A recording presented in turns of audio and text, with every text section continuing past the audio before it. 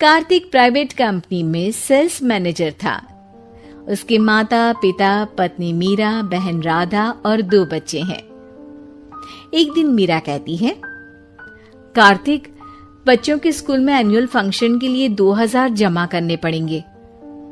अरे अभी कुछ दिन पहले ही तो 10,000 जमा किए थे ना। हाँ, वो तो फीस और प्रोजेक्ट के पैसे जमा किए थे। अभी तो अगले महीने एडमिशन फीस और किताबों के पैसे भी जमा करवाने पड़ेंगे। 40 से 50,000 का खर्चा है। मीरा, इतनी तो सैलरी भी नहीं है मेरी, ऐसे कैसे काम चलेगा? तो मैं क्या करूं? बच्चे को सरकारी स्कूल में डाल दूं? मीरा, तुम जानती हो ना, मैं मुश्किल से 35 से 40,000 ही कमा पाता हूँ। इस घर के खर्चे दिन ब दिन बढ़ते जा रहे हैं, थोड़ा कंट्रोल करो ना। क्या खाना और कपड़े पहनना भी बंद कर दूं? मैं ऐसा नहीं कह रहा हूँ मीरा। तुम जानती हो राधा का भी पोस्ट ग्रेजुएशन पूरा होने वाला है। घर के खर्चों के साथ उसकी शादी की जिम्मेदारी भी उठानी है। मेरे बच्चों की पढ़ाई से ज्यादा इम्पोर्टेंट राधा की शादी है, तो करो जो मन में आए। मैं बोझ लगती हूँ तो मैं बच्चों के साथ अपने मायके चली जाती हूँ। तुम्हारी सारी मुसीबतें ही खत्म हो जाएगी। मीरा, मुझसे बहस मत करो।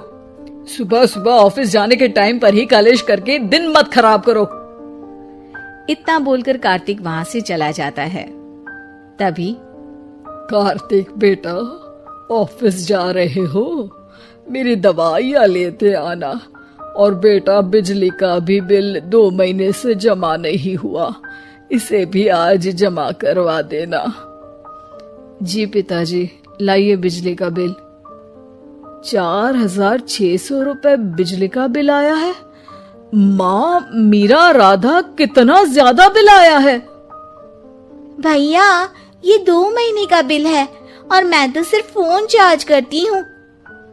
अरे बेटा, मैं तो गीजर से पानी गर्म करने के अलावा मेरे कमरे में एक पंखा और एक लाइट ही तो जलते हैं।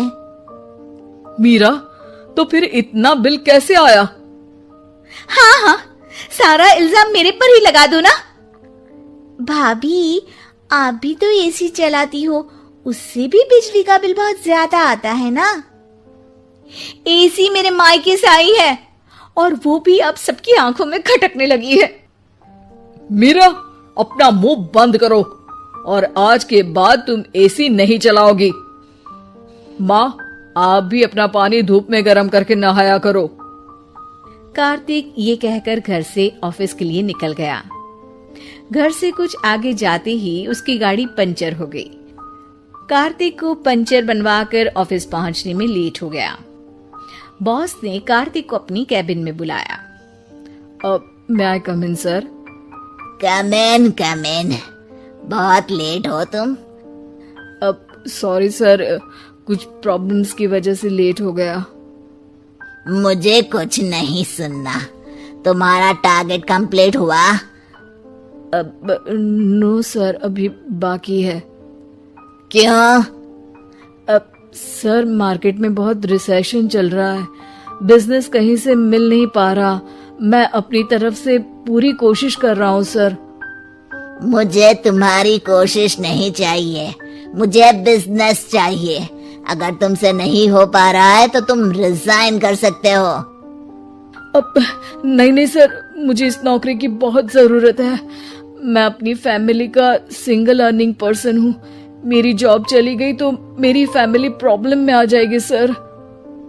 इसका ख्याल तुम्हें रखना चाहिए। जाओ यहाँ से, और बिना बिजनेस लाए मुझे तुम अपना मुंह मत दिखाना। कार्तिक बिजनेस की तलाश में इधर से उधर कड़ी धूप में सारा दिन भटकता रहता है और थका हारा जब शाम को घर आया। बेटा, मेरी दवाई ले आए और बिजली का बिल भर दिया। अब दवाई लाना भूल गया पिताजी, और बिजली का बिल जल्दी भर दूंगा। पर बेटा, याद से भर देना, वरना बिजली वाले बिजली काट कर चले जाएंगे। लीजिए पानी। बच्चों के एनुअल फंक्शन के लिए स्कूल में जमा करने वाले पैसे लेकर आए? अभी सैलरी नहीं आई है मेरा, और अकाउंट में ज्यादा पैसे भी नहीं बचे हैं। तो क्या बच्चों को स्कूल भेजना बंद कर दूं? बच्चे अगर इस साल एनुअल फंक्शन नहीं अटेंड करेंगे तो कोई पहाड़ नहीं टूट पड़ेगा। और अब तुम मेरा दिमाग खाना बंद करो। अरे, आप मुझ पर क्यों चिल्ला रहे हैं? कार्तिक गुस्से में घर से बाहर चला जाता है। अब मीरा रोने लगती है।